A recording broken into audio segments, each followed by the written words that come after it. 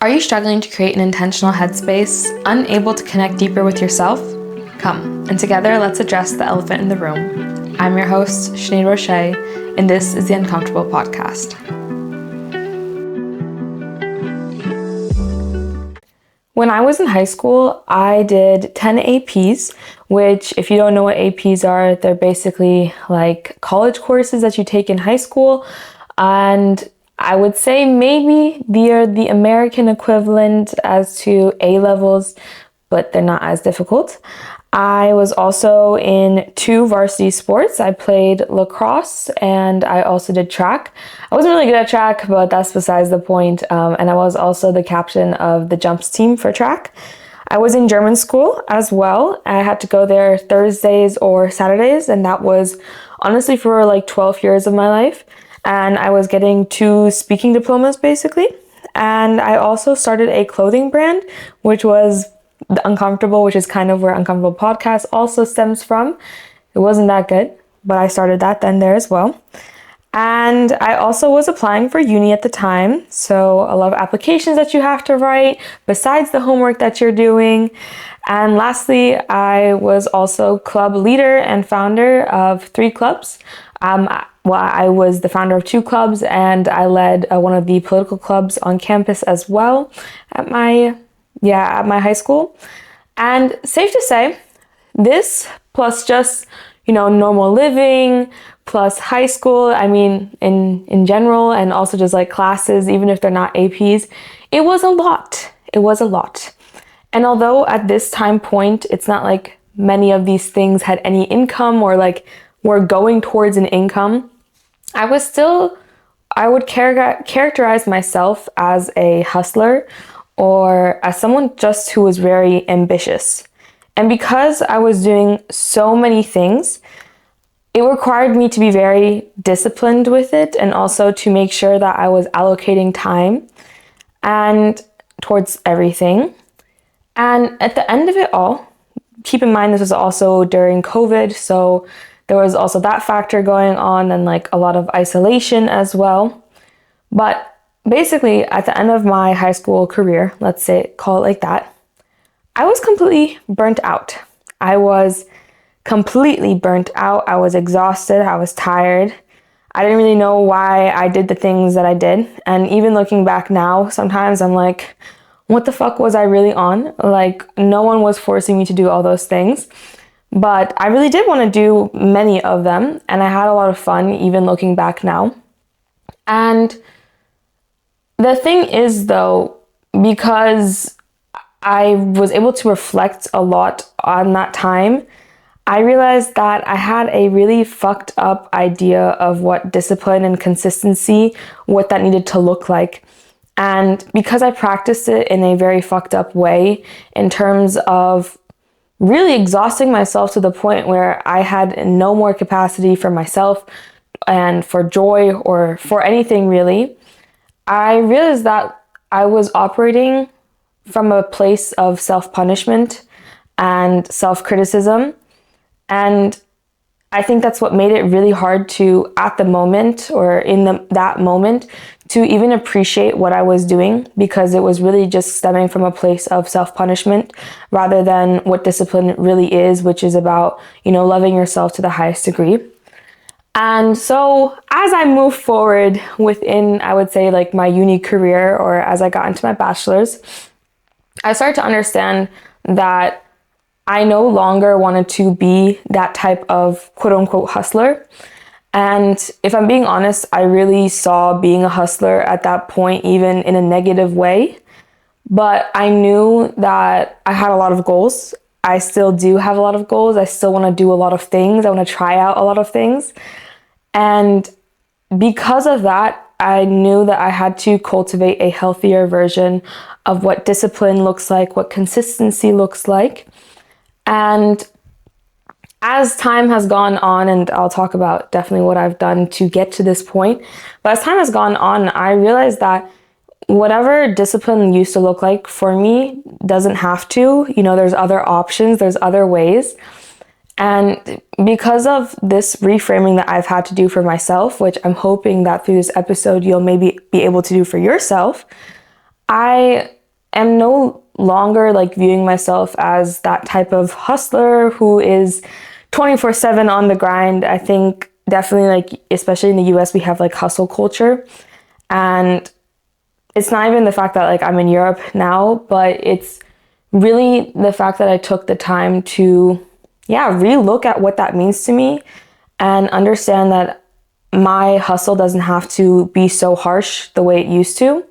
And because of that, I now view myself as a hustler, but also a princess who wants to give herself everything, which I know it sounds really silly, but I feel like because I view myself in that way, I'm able to be kinder in the systems that I build up for myself and in the ways that I treat myself when maybe I have a misstep when it comes to the plans that I had foresought for myself or like foreseen for myself. And I'm hoping that I'm able to help others with that as well.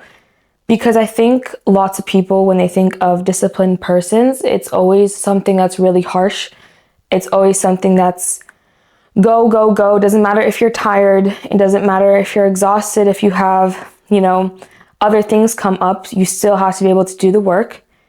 And while I can understand why that mindset exists, I think in order to build a sustainable and healthy one, we maybe have to redirect and reframe how we're looking at discipline, which is why I wanted to talk about soft discipline today and what that looks like and how we can even cultivate it.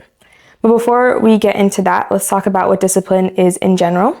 Discipline is really your ability to self-regulate, to control your impulses, to delay instant gratification, to manage your emotions, and I think it really is a lot about conditioning yourself to practice habits towards that are going to basically help you achieve your long-term goals.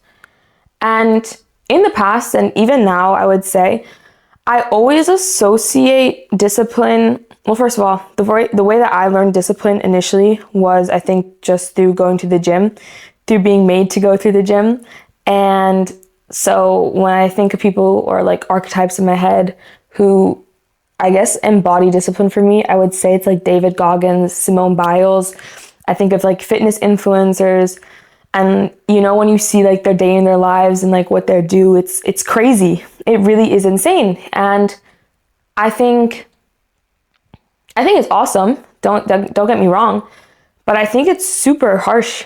And not to say that mindset is there's anything wrong with that mindset, but I think in order for myself, even with like the podcast, even to see this as something and be, I guess, disciplined within this, I've had to kind of reestablish or reprogram the archetypes and the persons who I view as disciplined. And again, not to discredit the fitness influencers who I really see and really admire, but I think to add on and I guess help myself have more of an open mindset so I don't just see, the people who are going to the gym as someone who's disciplined, but moreover also seeing anyone who practices their craft consistently as disciplined, which has also kind of, I guess, helped me in some sense, is basically I've started to understand also the discipline, the consistency it takes to be like an artist, for example, or to see musicians as being ambitious, and even to see students, which I know sometimes like we're seen as really lazy because it's like, what are you doing, but to see even students as disciplined and to reprogram my mind like that, I think it's kind of helped me because I know we compare ourselves a lot and I know we draw on from other people's examples. And I like the fact that there are just so many different ways that you can be disciplined and so many different people represent what it means to be disciplined. And I think that when you can view that openly and then look back towards yourself, it kind of allows you to be a bit more open-minded to how you want to cultivate that for yourself and, in what direction or in like what sector or whatever towards what you want to be disciplined for or towards. And I think that that's definitely helpful in expanding expanding what that definition looks like. And again, just allowing you to be a bit more open towards redefining that. Because for me, the reason why that's really important is because, as I mentioned, is that I used to, and I still do, look up to the persons where it is really just about getting up at 5:30. It's about making like no excuses. It is about moving your ass and like making sure you get the work done. It's about hitting the gym. It is maybe about starting the business and really pushing forward. But also kind of maybe on the negative side, like what I've also seen discipline is that you just like give no way to distractions. You also, if you don't see something that's going to add towards your productivity as a whole, then you don't give time or space to the people or to the things that like you most likely still enjoy doing, but because it's not productive, you're no longer going to do it. And as someone who has lived like this, where it is all about, again, making no excuses, giving yourself no grace, really making sure that you stick to the plan consistently, irregardless of how you're really doing, I feel like, I was burnt out.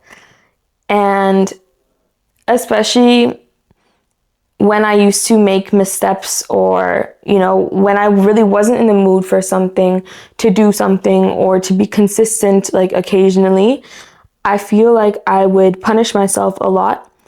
And because I lived with that kind of like idea of that's what discipline had to be, I think it made me hate myself. It definitely made me hate myself, and it definitely made me hate my life. And I think that's so ironic because being disciplined is literally one of the highest forms of self-love.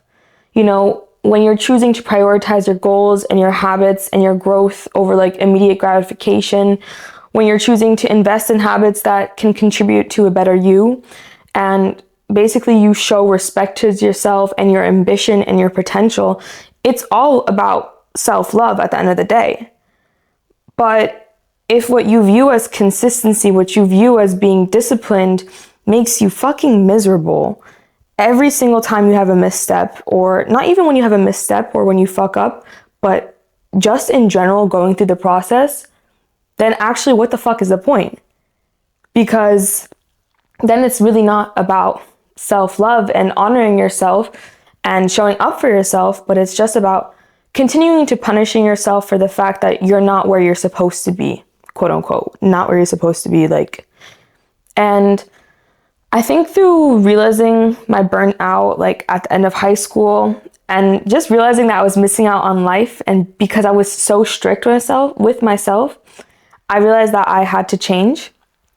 And I believe that anybody who wants to grow into something or develop something, cultivate a life for themselves that, isn't what they have right now, they just want to do better, basically, I think that you need to find a sustainable perspective on discipline and be able to transmit that through your actions. I'm not saying that means that we become so lazy that every single time that we're like, oh, I don't have the motivation, now I'm not going to sit down and write like an episode or like episode notes, for example. But I'm saying that we become kinder to ourselves. And I think this is really important for people who are just starting off to want to be more disciplined, people who are wanting to stick to their word for themselves. I think it's really important because if you can, and I don't know if this is even possible actually, if you can avoid the pitfall of, seeing discipline in the toxic way that I think it's always broadcast to us, and I think having that idea that you have to automatically, once you decide that you're like gonna go to the gym 24/7, that if you miss a day, you're gonna have to run extra the next day. I think if you can avoid that, then it'll be easier to have, I think that if you can avoid that, then you'll be able to cultivate a healthier lifestyle for yourself and mindset for yourself without having to once again rebuild kind of from zero, or not from zero, but rebuild what that idea is.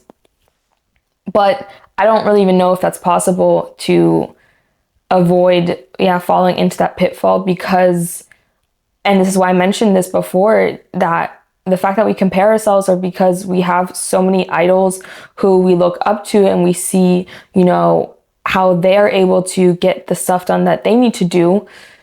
Because we have this constant comparison in front of ourselves with people who we don't know and also with people who we do know, it kind of sets us up for failure because you're expecting that you're going to have the exact same outcome as them. Just because, they tell you what they do in a day, you think it's going to be that simple. And when it's not that simple, then it's like, oh my gosh, they were able to start off like this. They said it was easy, maybe. And I think that makes it harder for you because, again, there's just that comparison, and comparison really is the thief of joy. But I don't know, maybe if you go through obviously, if you're going to go through that mindset of having that kind of negative mindset already, you're definitely going to develop like bad habits of discipline, and eventually you're going to realize that you're not on the right path or that you don't enjoy what you're doing. And so maybe you really do just have to go through the failures of what that initial discipline is going to look like for you, or what it means to be consistent for you. Maybe you do really have to just go through that in order to understand that, hey, maybe there's another way. But I'm trying to hopefully help people avoid that, because I wish that had been something that I was able to avoid. But I've also mentioned that I grew up not very differently than other people, but I did grow up differently than people. And I tell this a lot when it comes to the gym, for example, to my friends. They'll say sometimes, why can't I be like, how are you able to do the things that you're able to do, basically? And I always remind people, I'm like, I started off very differently, I've been meal prepping since like maybe 4th grade. I've been going to the gym consistently because my dad made me go to the gym. My mom made me go to CrossFit.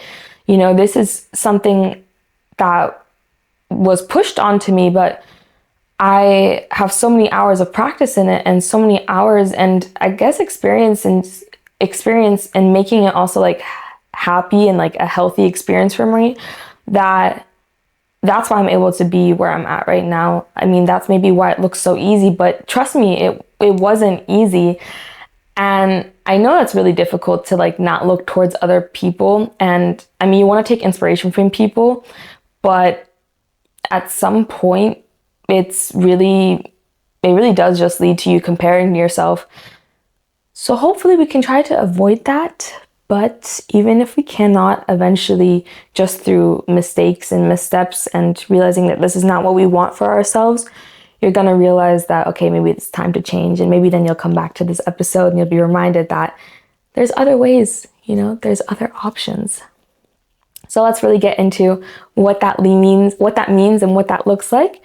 And so when I talk about like a kinder version, a warmer version, a softer version of like discipline, first of all, I'm not just putting this adjective, like a nice adjective in front of it so that it's like an easy process. It's not an easier process just because you're kinder to yourself with it. It is still really hard to become consistent in your efforts, consistent, and build up consistency constantly. It is really difficult, especially if you've never done it before.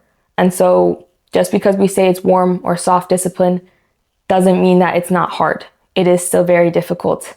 So please keep that in mind. But basically, what soft discipline is it's the compassionate approach to productivity and self-improvement. It's not fear-based or based on punishments or self-criticism, but essentially it's like the emotionally intelligent and aware version of harsh discipline. And I think that it's what inevitably saves people and allows people to live and still stick to their measures, stick to the goals they have, and make sure that they, are able to be productive towards the goals that they want and are able to cultivate the life that they want, but in a kind way. And so what this looks like is maybe giving yourself grace. And I say that often. So let me explain, because it's still something that I struggle with, and I think I think it's really unnatural to give yourself grace. I mean, you are your harshest critic, and I think you will always expect more from yourself than, when you're looking towards others. And like a way that I can explain it, or like an example I can give of when I've had to give grace to myself, and what that process looks like is, and again, I'm sticking with the gym example because for me, that's just always the easiest one, is there was a few weeks ago where I was just so exhausted and so tired, but I was supposed to go to the gym. And I actually just ended up going home, and I logically had to explain to myself that, I mean, it makes really no sense right now. I'm not going to be productive if I go to the gym right now. It's not really going to count towards, what my actual goal is. I'm going to end up even more physically and mentally exhausted, most likely. I might even injure myself. And so because of having kind of like this logical, I guess, discussion with myself and reasoning with myself, I'm able to, I guess, excuse myself from it and allow myself to understand logically, like, why right now maybe my rest is more important. And maybe that's not necessarily what it means to give grace, but I feel like for me, that's what allows me to take a rest or understand right now that, what matters more, what's more important for me. And for me, I mean, it just works better when I'm able to be logical with myself, because then I also, that guilt that in the past I've always felt if I skipped out on something that I said I was going to do, it's no longer there, because I understand that rest that I'm going to take, it's going to contribute again to my productivity in the long run anyways. And so that's how I am able to give myself grace and, again, check in with myself basically and know what my capacity is. And I think this also contributes to another part of what it means to cultivate self-discipline is, learning not to punish yourself. And I can give a great example of that is, there was this one time I was studying for the exam that I had failed and also another exam for statistics. And I went to the library on a Saturday, and I was there for around 6 to 8 hours. And I had so many goals and so many targets that I was supposed to hit that day. And nothing, when I tell you nothing was entering my brain, nothing was entering my brain. And I was walking home. In fact, I left the library like an hour earlier than I was originally intended or supposed to. And I was walking home, I was walking to the train station, and I was crying. I was so upset with myself. And because I knew, I know myself, I know that when I feel like I haven't, reached the goals or reached the standard that I had set for myself, I do attach it to my worth, and I start to beat myself up mentally a lot. And so I bought myself flowers that night. Instead of just going directly home and crying, I went right into the closest Albert Heijn at that time, and I bought myself tulips, because I know that despite the fact that I have these bad patterns and these bad habits of punishing myself and berating myself, when something doesn't get done, I am trying to, reprogram how I respond to myself and, my quote unquote, I wouldn't even call them shortcomings, but my ability not to reach the standard that I had set for myself for that day. And so I went and got the flowers for myself. And I think that's how I showed myself how to not punish myself, and also to treat myself kindly, even if I didn't hit the measured target for that day. And I would say another way also that you start to learn, or what it looks like to be kinder to yourself when you are building consistency. And I would say this especially for people who are like me, where you do have a lot of obligations, or you just have you have a big and busy schedule, let's call it like that, is you get in the habit of setting up a schedule that still allows you to breathe and still allows you to be a bit more flexible. I say this because I know we're in our 20s, or some of us are in our 20s, who knows, but I know we're supposed to be on this grind of go, go, go, but there's so much to experience right now. There's so many different opportunities, and I feel like if we're constantly like setting our schedule up 100% packed, then when will we ever be able to really, enjoy everything? And I know this is still something that I have a really hard time doing, but like allowing your schedule, or allowing you still to have room within your schedule is something that also, it's going to contribute to you having more like of a, I guess, yeah, like more experiences. It's going to contribute to you having more experiences in your life that aren't all just towards productivity. And I think that's a good thing. It's called balance. There's that word for a reason. And like I said, that's something I still struggle with, but I am learning, and yeah, I mean, these are just a few examples of what that looks like, or how I would practice that, or how I've been practicing that. I mean, I think it's definitely different for every person. And I know if you possibly like know me personally and you're listening to this, then you might think that I don't really practice like a soft discipline version. And again, that's where I say that it's different for every single person. How I show myself grace, or how I'm kinder to myself, might look a bit different in comparison to what you expect for yourself. And I think that's completely okay. And again, there's the other factor that we have different starting points when we look at what it means to be disciplined, and what our actions towards being a disciplined person have been in the past. And so that's also something that I think we should still keep in mind, just moving forward. Because like I said, I mean, you really cannot escape the comparison of it all. And I know also, being the host of this podcast, maybe you're going to say, not you're going to say to me, but maybe it doesn't really look like I actually like practice self-discipline, but for myself, I do. And so with all this said, this is just all about changing how you think of what discipline is. And I think that's really important, because as you envision what type of life you want and who you want to be in your life, I mean, I think, like I mentioned, there's so many examples already out there.